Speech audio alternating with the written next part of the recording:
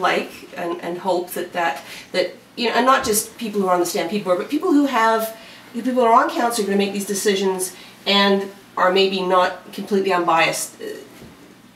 How would you deal with that? Two answers. So to start with the Stampede situation, there is an issue here that, and you know, the most recent thing, I'm very familiar with this, so the recent stuff on the west bank of the Elbow River is very challenging. It is again one of those things where we need to be able to move to a world where we are looking at one another's mutual interests. So, you know, I've worked a lot with Art and Medell and the people in the Community Association on this particular issue. Really around, you know, there is, if we're gonna have this development there, you know, what I'm worried about is the river pathway. I think we need to have access to the river pathway for citizens all the time. And you know, I can understand, okay, you have to close it during the 10 days of the Stampede, all right, right? But, you know, the last proposal I saw said it would be closed 180 days out of 360. That's just wrong. That's just wrong. And no other organization would be allowed to do that with a public trust like that. So we've got to be able to get beyond it, and we will. The bigger question you're asking is one around governance. The city has a big problem in corporate governance. You know, the NMAX stuff that came up this week is just yet another example of that. We're not taking our role as governors seriously, and we're not managing it particularly well. So the question you're raising is a good one. Do those aldermen represent the city to the Stampede, or the Stampede to the city? And lately it seems to be the latter. And it was designed to be the former. The Airport Authority Board is yet another example of this. Why has there been all this fuss about that tunnel? When we know we need it, it's been in the city's plans, and yet the city appointees to that board don't seem to be pushing it.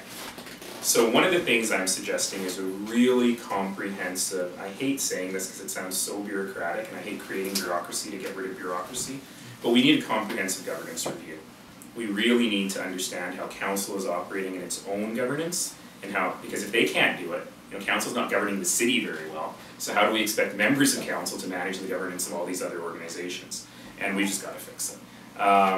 Again, the good news is it can be fixed. We're just in 1970s governance models around the city, and we can at least pull them up to 1990s ones.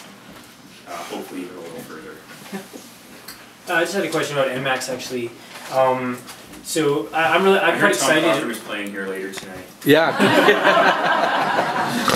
I'm pretty excited about where the direction they're going in terms of renewable energy and solar and that kind of thing.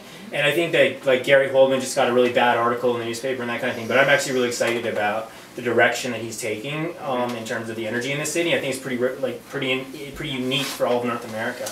So I was just curious about your take on NMAX, because I had heard through the grapevine that you think it should be sold or whatnot. Yeah. And I was just curious about kind of. I don't actually think it should be sold, and I'm a little bit irritated at one of my rivals who's no longer in the race, because you know I had a 53-minute long video at an event like this, and he took a 20-second clip and made a whole website about it, saying I'm going to sell NMAX immediately. I'm going to edit that. So here we go. For your edit, and you know, and I am so opaque. I so don't believe in transparency that I wore a mic and allowed someone to videotape that, right? And I was, because he always says I'm saying different things to different groups, and I'm like, you know how YouTube works, right? It's hard for me to say different things to different groups. So here, for the video purposes. The first person to show up at the mayor's office on Wednesday with $5 and a falafel gets NMAX.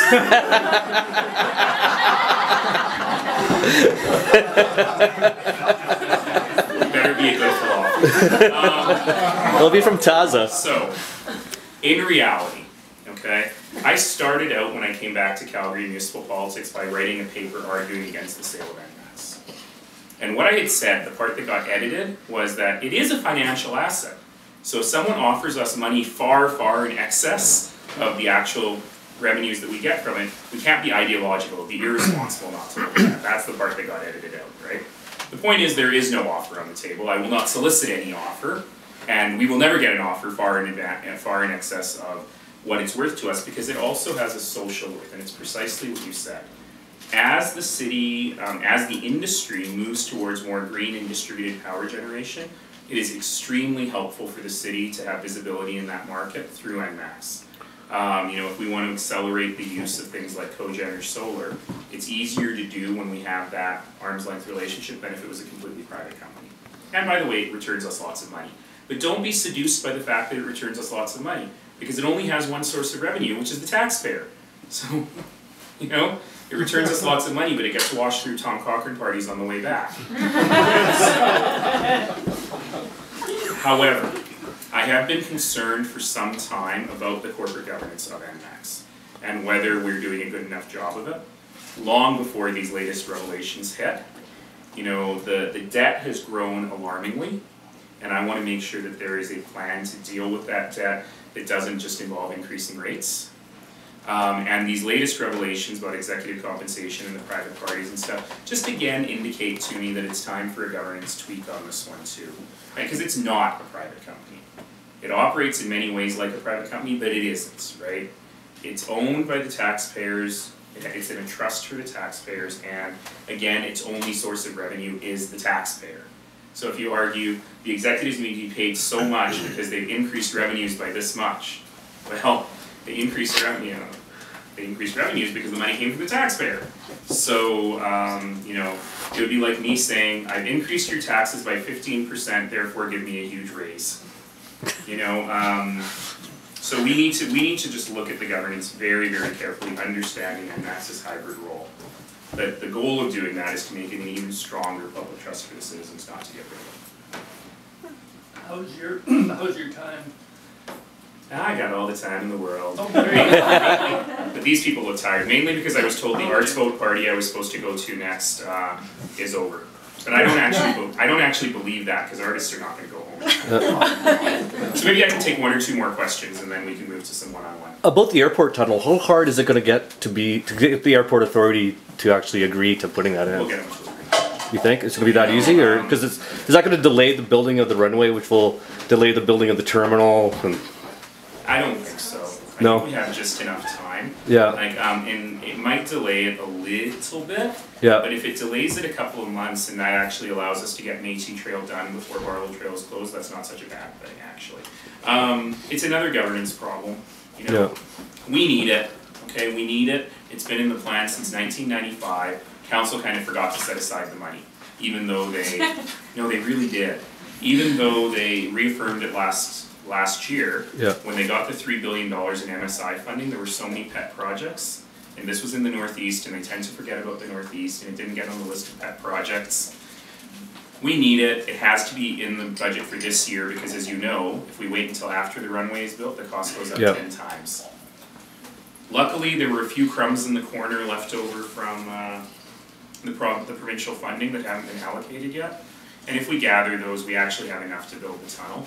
The only problem is we don't have the cash in our pocket. It's being paid out over the next 7 years. So, but the province has confirmed, I asked, that we can borrow against it, and we can use the principal to pay the interest, which is bad financial management, but I'm not complaining. So we can get it built. So the biggest problem is getting the airport authority on board. But here's the thing. They don't get to decide, right? Nobody elected the airport authority.